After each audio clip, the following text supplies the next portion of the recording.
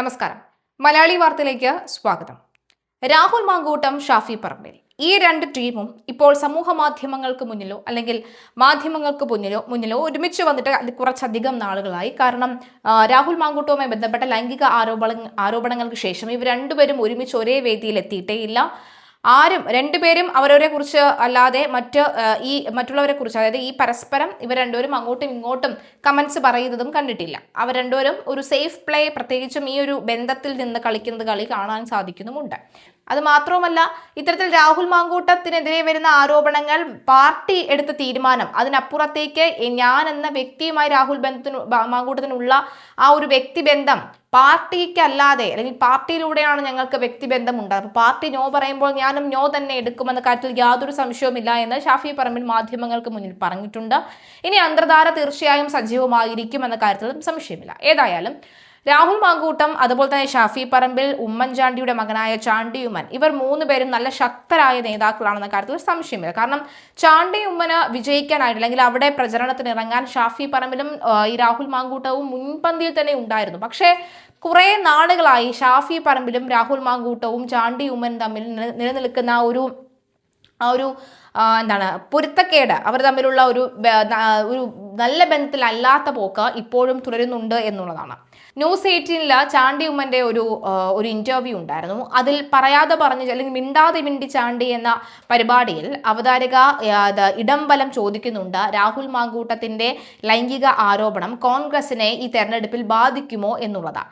അതിനൊറ്റ മറുപടിയെ ചാണ്ടി ഉമ്മൻ ഉണ്ടായിരുന്നുള്ളൂ, തീർച്ചയായും ബാധിക്കുകയില്ല. കാരണം രാഹുൽ മാങ്കൂട്ടത്തിനെതിരെ ഇത്തരത്തിലൊരു ആരോപണം വന്നതിന് പിന്നാലെ തന്നെ, ഇത്തരമൊരു കംപ്ലൈന്റ് ഉണ്ടായതിന് പിന്നാലെ തന്നെ അദ്ദേഹത്തെ പാർട്ടിയിൽ നിന്നും മാറ്റി നിർത്തി അല്ലെങ്കിൽ പുറത്താക്കി. അതിനുശേഷം പിന്നീട് രാഹുൽ മാങ്കൂട്ടവുമായി ബന്ധപ്പെട്ട് വരുന്ന ഒരു തരത്തിലുള്ള ആരോപണങ്ങൾ പാർട്ടിയിൽ ബാധിക്കുകയില്ല എന്ന് പറയുന്നു. അടുത്ത ചോദ്യം ഇങ്ങനെയാണ്, രാഹുൽ മാങ്കൂട്ടവും ചാണ്ടി ഉമ്മൻ തമ്മിലുള്ള ഒരു അസ്വാരസ്യം ഇപ്പോഴും നിലനിൽക്കുന്നുണ്ടോ എന്നുള്ളതാണ്. അതിൽ അദ്ദേഹം പറയുന്നു, അത് തൻ്റെ പിതാവിന്റെ മരണവുമായി ബന്ധപ്പെട്ട് അതിന് മുൻപ് മുതലേ ഉള്ളതാണ്. പിതാവിന്റെ ഒരു തീരുമാനം, പ്രത്യേകിച്ചും KSUവിന്റെ സംസ്ഥാന അധ്യക്ഷ തെരഞ്ഞെടുപ്പുമായി ബന്ധപ്പെട്ട് അദ്ദേഹത്തിന്റെ അഭിപ്രായം തേടിയിരുന്നില്ല. അതുമായി ബന്ധപ്പെട്ടാണ് ഉള്ള ഒരു രാഹുൽ മാങ്കൂട്ടമോ അല്ലെങ്കിൽ ഷാഫി പറമ്പിലായിട്ടുള്ള വ്യക്തിപരമായുള്ള തർക്കമല്ല, രാഷ്ട്രീയപരമായിട്ടുള്ള എതിരഭിപ്രായം അല്ലെങ്കിൽ ഭിന്നാഭിപ്രായമായിരുന്നു എന്നുള്ളതാണ് എന്ന് പറഞ്ഞ് അദ്ദേഹം അവിടെ പോയിന്റ് ക്ലോസ് ചെയ്യുന്നുണ്ട്. പക്ഷെ എന്നാലും അവതാരക വെറുതെ വിടുന്നില്ല, പിന്നാലെ നടന്ന് ചോദിക്കുകയാണ്, എന്നാലും ആ ഒരു അസ്വാരസ്യം, ആ ഒരു ഇഷ്ടക്കുറവ് അവിടെ ഇപ്പോഴും നിലനിൽക്കുന്നുണ്ട് അല്ലേ എന്നുള്ളതാണ്. അപ്പോൾ അദ്ദേഹം വീണ്ടും പറയുന്നുണ്ട്, എനിക്ക് അതിൽ മേൽ കമന്റ് പറയാൻ യാതൊരു വിധത്തിലുമുള്ള താല്പര്യവും ഇല്ല എന്ന് പറയുന്നുണ്ട്. കമന്റ് പറയാൻ എന്തായാലും എനിക്ക് താല്പര്യമില്ല, അതിൽ ഞാൻ കമന്റ് പറയുന്നില്ല എന്നും അദ്ദേഹം പറയുന്നുണ്ട്. എന്തായാലും ഈ ഒരു കാര്യത്തിൽ ചാണ്ടി ഉമ്മനും ഷാഫി പറമ്പിലും അതുപോലെ രാഹുൽ മാങ്കൂട്ടനും തമ്മിലുള്ള ഒരു അകൽച്ച, അത് ഒരു പക്ഷേ വരും ദിവസങ്ങൾ, എന്നിട്ട് ചാണ്ടി ഉമ്മൻ എടുത്തു പറയുന്ന വളരെ വലിയൊരു പോയിന്റ്, വ്യക്തമാക്കുന്ന ഒരു പോയിന്റ് ഉണ്ട്, വെള്ളം ഒഴുകിപ്പോയി കഴിഞ്ഞു, അതിനെ ഇനി പിടിച്ചു നിർത്താൻ നോക്കിയിട്ട് കാര്യമില്ലല്ലോ എന്ന് പറയുന്നുണ്ട്. അതായത് ആ കാര്യം കഴിഞ്ഞു, ഇനി അതിനെക്കുറിച്ച് സംസാരിച്ചിട്ട് കാര്യമില്ല, അതിനെക്കുറിച്ച് കമന്റ് പറയാൻ കാര്യമില്ല എന്നുള്ളതാണ്. മാത്രമല്ല, ഇപ്പോൾ ഏറ്റവും ഒടുവിലായി ഗണേഷ് കുമാറിന്റെ ഒരു വിഷയവുമായി ബന്ധപ്പെട്ട്, ഗണേഷ് കുമാർ, ബിന്ദു ഇവർ തമ്മിലുള്ള വിഷയവുമായി ബന്ധപ്പെട്ടും ഏറ്റവും കൂടുതലും കൃത്യമായ അഭിപ്രായം പറയാൻ ഉള്ള സ്വാതന്ത്ര്യം പൂർണ്ണമായും ഉള്ളത് ചാണ്ടി ഉമ്മനാണ് എന്ന കാര്യത്തിൽ യാതൊരു സംശയമില്ല. അതിൽ ചാണ്ടി ഉമ്മൻ എടുത്ത ഒരു സ്റ്റാൻഡ് ഉണ്ട്. എനിക്ക് അദ്ദേഹത്തിന്റെ, ഇപ്പോൾ ഞാൻ ഉൾപ്പെടെയുള്ള പലരും ഇത്തരത്തിലുള്ള ആരോപണങ്ങൾ കേട്ടിട്ടുണ്ട്, അതുകൊണ്ട് തന്നെ അതുമായി ബന്ധപ്പെട്ട് എനിക്ക് കമന്റുകൾ പറയാൻ ഒന്നും തന്നെ ഇല്ല.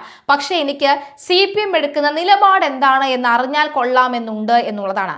മാത്രവുമല്ല, ദേശാഭിമാനി എടുക്കുന്ന വാർത്ത അല്ലെങ്കിൽ കൊടുക്കുന്ന വാർത്ത എന്താണ് എന്ന് അറിഞ്ഞാൽ കൊള്ളാമെന്നുണ്ട്. പാർട്ടിയുടെ നിലപാട് എന്താണ് ഈ ഒരു കാര്യത്തിൽ എന്ന് അറിഞ്ഞാൽ കൊള്ളാമെന്നുണ്ട്. അല്ലാതെ വ്യക്തിപരമായി ഞാൻ എന്ന വ്യക്തി കമന്റ് പറയാൻ താല്പര്യപ്പെടുന്നില്ല, പ്രത്യേകിച്ചും ഇത്തരം വിഷയങ്ങളിൽ ഞാൻ കമന്റ് പറയുന്നില്ല, അതെന്റെ നിലവാരത്തിന് യോജിച്ചല്ല എന്ന് പറയുന്നുണ്ട്. ഇതിൽ നിന്നും വ്യക്തമാവുന്നത് ചാണ്ടി ഉമ്മന് വ്യക്തമായി സംസാരിക്കാൻ അറിയാം, ഒരു കാര്യം കൈകാര്യം ചെയ്യാൻ അറിയാം എന്നുള്ളതാണ്. ഈ നവമാധ്യമ ലോകത്ത്, ഈ മാധ്യമ സൃഷ്ടിയുടെ ലോകത്ത് എന്ത് പറഞ്ഞാലും അത് പുലിവാലാകും, അത് എന്ത് പറഞ്ഞാലും മറ്റൊരു രീതിയിൽ വളച്ചൊടിക്കുമെന്ന് വ്യക്തമുള്ള ബോധമുള്ള ചാണ്ടി ഉമ്മൻ അങ്ങനെ മാത്രമേ പ്രതികരിക്കുകയുള്ളൂ എന്നും പറയുന്നു. മാത്രമല്ല, അദ്ദേഹം പറയുന്നുണ്ട്, കർമ്മയിൽ ഞാൻ വിശ്വസിക്കുന്നുണ്ട് എന്നുള്ളത്. പലനാൾ കള്ളൻ ഒരു നാൾ പിടി എന്ന് പറഞ്ഞ പോലെ പലതവണ ചെയ്യുന്ന തെറ്റിനുള്ള മറുപടി ഒരു ദിവസം ദൈവം എല്ലാം കൂടി തന്നിരിക്കും എന്ന് പറയുന്നുണ്ട്. അങ്ങനെ കർമ്മഫലത്തിൽ വിശ്വസിക്കുന്ന ഒരാളാണ് ഞാനെന്ന് പറഞ്ഞ ചാണ്ടി ഉമ്മൻ അവിടെ നിർത്തുന്നുണ്ട്. എന്തായാലും ചാണ്ടി ഉമ്മന്റെ ആ ഒരു അഭിപ്രായം, പ്രത്യേകിച്ചും രാഹുൽ മാങ്കൂട്ടവും ഷാഫി പറമ്പിലും തമ്മിലുള്ള ബന്ധത്തെക്കുറിച്ചുള്ള, ആ ബന്ധം മുലയാനുള്ള കാരണത്തെക്കുറിച്ചുള്ള അദ്ദേഹത്തിന്റെ കമന്റ് നമുക്കൊന്ന് കേൾക്കാം. രാഹുൽ മാങ്കൂട്ടത്തിലുമായി ബന്ധപ്പെട്ട് ഉയർന്ന ലൈംഗിക ആരോപണങ്ങൾ കോൺഗ്രസിന് ഈ തെരഞ്ഞെടുപ്പിൽ തിരിച്ചടിയാകും? അദ്ദേഹം പാർട്ടിക്കകത്തില്ലല്ലോ, പാർട്ടിക്കകത്ത് ഇങ്ങനെ ഇഷ്യൂ വന്നപ്പോൾ തന്നെ അദ്ദേഹം പാർട്ടിയിൽ നിന്ന് അദ്ദേഹത്തെ പുറത്താക്കി, അദ്ദേഹത്തെ മാറ്റി നിർത്തി. ഇതിൻ്റെ അപ്പുറം കോൺഗ്രസ് പാർട്ടിക്ക് എന്ത് ചെയ്യാൻ പറ്റും? ശരിക്കും രാഹുൽ മാങ്കൂട്ടത്തിന്റെ ആ ബാക്ക്ഗ്രൗണ്ട് ആണോ ഉമ്മൻചാണ്ടി ഉമ്മനെ രാഹുൾ മാങ്കൂട്ടത്തിൽ നിന്ന് അകറ്റിയ ഘടകം? അല്ല, അതും ഇതുമായിട്ടൊന്നും ഞങ്ങൾക്ക് അങ്ങനൊന്നും അതൊന്നും അറിവില്ലല്ലോ.